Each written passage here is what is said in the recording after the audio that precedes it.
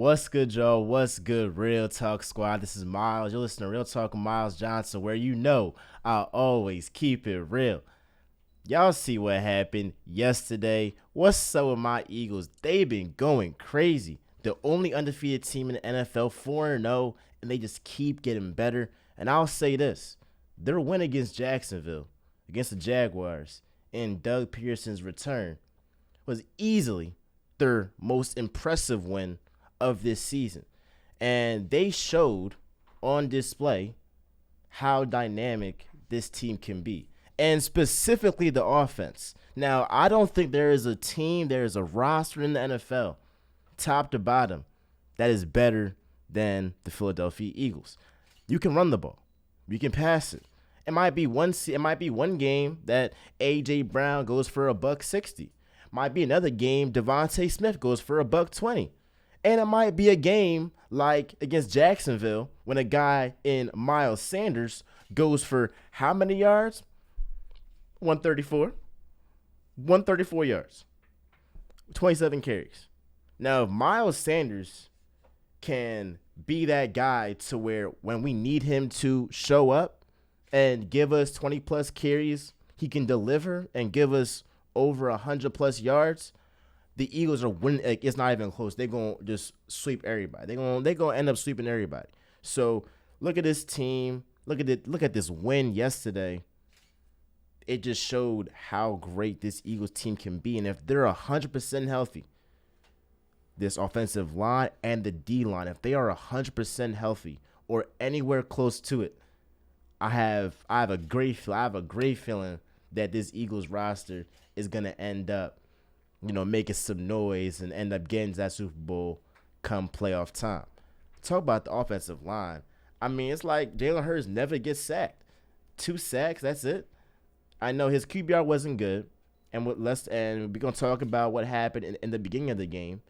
But this offensive line, is now going to have a guy like Miles Sanders be a Pro Bowler. Like, Miles Sanders is going to end up being a Pro Bowler this season because of Lane Johnson, because of Jason Kelsey, because of Jordan Mailata. If I'm saying your name wrong, my apologies. What about Landon Dickerson? So top to bottom, this is the best offensive line in the game. If you want to, say they're not the best, they're at least top 3, and that's a fact. Talk about their defensive line. They're going after the quarterback every single game. And the defense was the turning point in this game. Now, look, I was looking at my phone. I saw, we're down 7-0. I'm like, okay. Now I saw 14-zip. I'm like, oh no, this could end up being a blowout on Dougie P's return. Look, at the end of the day, the defense, when they recovered that fumble from Trevor Lawrence, what happened? The Eagles scored a touchdown from that. And in turn, that changed the game. That changed the whole tide of the game. A guy in Hassan Reddick was absolutely wreaking havoc. Talk about a guy in Fletcher Cox, still to this day, is wreaking havoc. Jordan Davis, can't wait till he comes back. Brandon Graham, wreaking havoc. TJ Edwards, I mean, talk about this brother. It's all over the place. You can't see. He is everywhere. He is everywhere, right? So talk about what happened at the end of the fourth quarter with Trevor Lawrence fumbling the ball. Got sacked for 14+ yards. Who recovered it? My man Fletcher Cox. Fletcher Cox. I mean, this guy, I feel like he has never gotten old. Like, he hasn't turned down that time clock, right? So the defense was the reason why we was able to turn it around, but big kudos to a guy in Jalen Hurts when he had a pick 6, ain't look too pretty. Instead of feeling sorry for himself, instead of being like, what, we're 3-0 right now. If we lose one more, it's cool. We're still in good standing in the NFC. No, he bounced back, and since that early turnover, he didn't have one the whole entire game.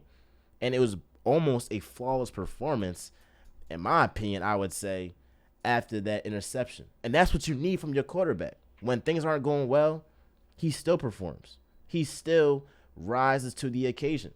So, and guy Jalen Hurts, I feel like this game just answered all the questions about him.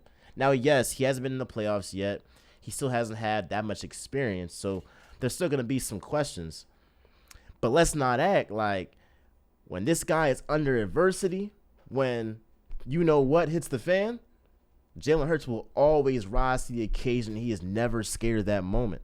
And this is like a pretty emotional game. You got Doug Pederson, the Super Bowl winning coach for the Eagles, coming back. I mean, look, they could have very well got blown out. They could have very well been like, you know what, this is Dougie P's day. I mean, we'll get him. We'll go ahead and like I don't know who the Eagles play next week. I gotta find that out. But you know, like I guess we're gonna go to week 5. No, they stuck it through and ended up getting that W. Now, talking about Doug Pederson, yes, we got the win. You know, Nick Sirianni has done a phenomenal job with this Eagles roster. He's proven to be a great coach in this league. But I still had to think, I'm like, Doug Pederson should not be on the other side of the ball. He should not be in Jacksonville. He should have stayed in Philly.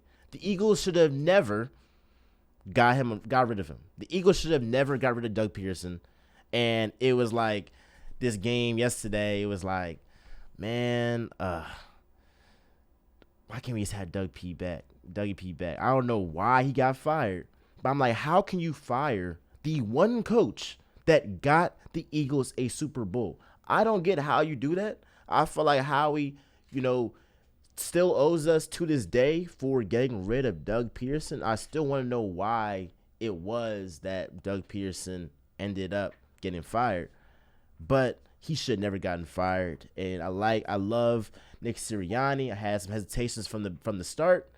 But Doug Pederson, bro, this guy should not be in Jacksonville. And you're already seeing how he's turning around the culture in Jacksonville, how they're a formidable team in the AFC, especially in the AFC South as well. And Trevor Lawrence is hitting his stride as a second-year quarterback, right? So don't sleep on the Jaguars. This was a very solid win for not only the Eagles, but for their chances in terms of, you know what, getting that number 1 seed. Last thing I'm going to say before this episode is done, let's talk about the Eagles' chances of like legitimately getting a Super Bowl. Because I'm so serious. Like, I really think that they could end up doing that. I know I have some bias because I am from Philly. But, like, let's just look at this. Look at their remaining opponents, right, after week 4. I'm going to have the graphic up here somewhere. The Cardinals, the Cowboys, the Steelers, the Texans, the Commanders, the Colts, the Packers, the Titans, the Giants, Bears, Cowboys, Saints, Giants. The Eagles could end up going 17-0. Like, that's not like out of this world. That's not like out of this world. Do I expect them to do so? No. But I do expect them to go 14-3, 15-2. But it's not like out the realm of possibility. I mean, you get 6 freebies this year. We get the Cowboys twice. We get the Giants twice. We get the Commanders twice. Like, that's already 6-0 off bat. Like, we gonna win those 6 games right there. Might go 5-1, you know, might have an off day. But like the Cardinals, they ain't been doing nothing.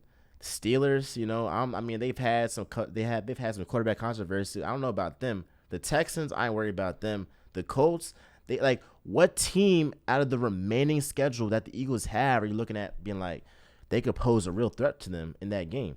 The Packers, maybe? That's like the only team. Like, but still, top to bottom, the Eagles have the best roster in the NFL, and I expect them to have the number 1 seed at the end of this season. Jalen Hurts has a very good shot. He is my front runner. He is my favorite to win MVP, not only because of how he's played, but of how I see him progressing and how the schedule is. Like, the Eagles could very well go 15-2, bro. 15-2. It would, saying that before the season started would be like crazy. It's not that crazy right now. So I want you to let me know your thoughts on this game. Do you feel like, you know, the Eagles are legit contenders to win a Super Bowl? Do you feel like they're just a regular season team? Do you trust Jalen Hurts? I trust this guy. I've been saying from the jump, give this guy some adequate weapons, and watch what's gonna happen. And like I said in last week's episode, that AJ Brown trade changed life in Philly. Because when you have AJ Brown as your number one wide receiver, now you have a guy in Devontae Smith who is your second wide receiver. And if I have a guy in Devontae Smith who's my number two wideout, I have a pretty darn good shot of being a Super Bowl contender. And I'm not even talking about Miles Sanders, who has been a luxury for the Eagles. And when his number was called, when he was actually needed yesterday, he answered it and he showed out. So this defense is hitting on all cylinders. This offense is hitting on all cylinders.